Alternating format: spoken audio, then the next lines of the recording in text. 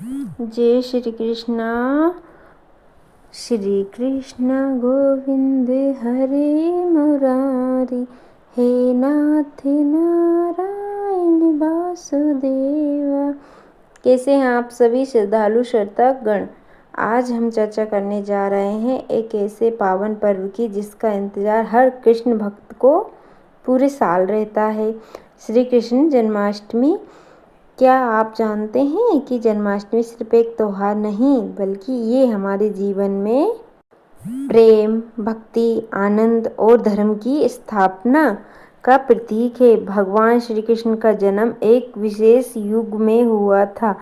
अष्टमी तिथि, रोहिणी नक्षत्र और मध्य रात्रि का समय, यह वही समय है जब ब्रजभूमि में आनंद की लहर दौड़ी थी, जब गोकुल की गलियां झूम उठी थी और जब अधर्म पर धर्म की विजय का संकल्प लिया गया था। अब सबसे पहले जानते हैं जन्माष्टमी 2025 की सही तारीख और शुभ मुहूर्त।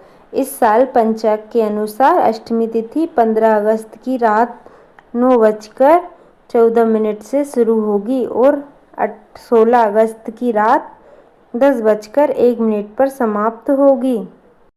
रोहिणी नक्षत्र का संयोग 16 अगस्त की रात को रहेगा और यही दिन सभी प्रमुख मंदिरों और विश्व परंपरा में श्री कृष्ण जन्मोत्सव के रूप में मनाया जाएगा।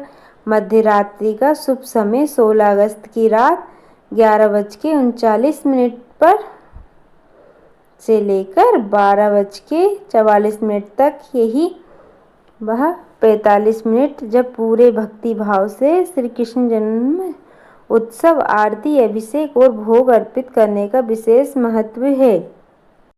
अब जानते हैं पूजा की सरल विधि। सुबह सूर्योदय से पहले उठकर स्नान करें, साफ और पवित्र वस्त्र पहने। पुरुष पीले या सफ़ेद, महिलाएं लाल, पीले, हरे रंग के कपड़े पहन सकती हैं। पूजा स्थान को गंगा जल से शुद्ध करें। एक चौकी पर लाल या पीले रंग का कपड़ा बिछाएं और उस पर वाल स्वरूप श्री कृष्ण की मूर्ति या तस्वीर स्थापित करें।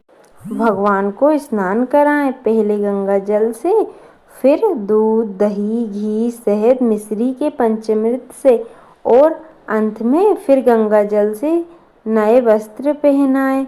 मुकुट, बंसुरी, मोर पंख और फूलों की माला से सजाएं।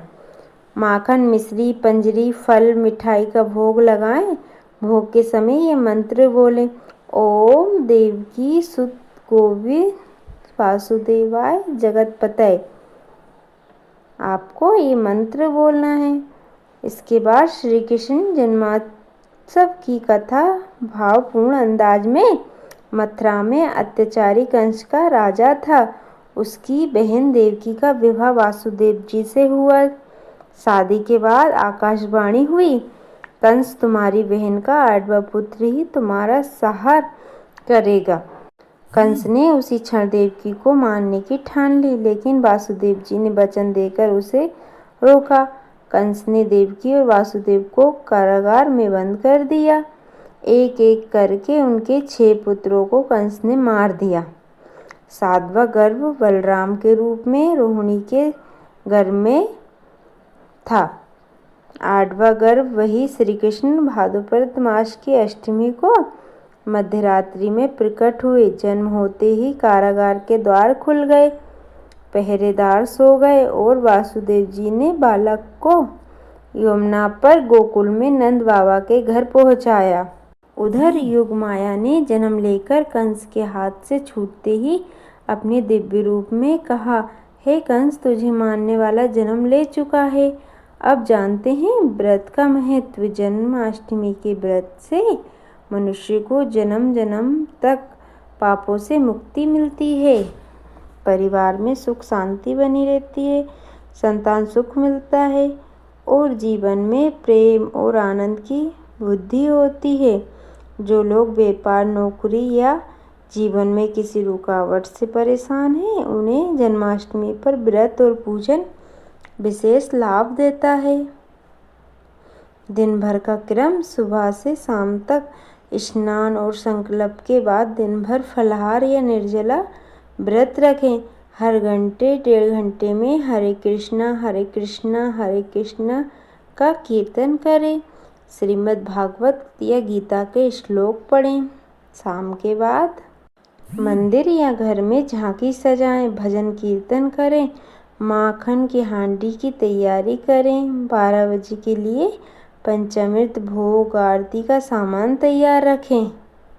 रात्रि 12 बजे श्री कृष्ण जन्म की घंटियां बजाएं, शंख घंटा झांझ के साथ आरती करें।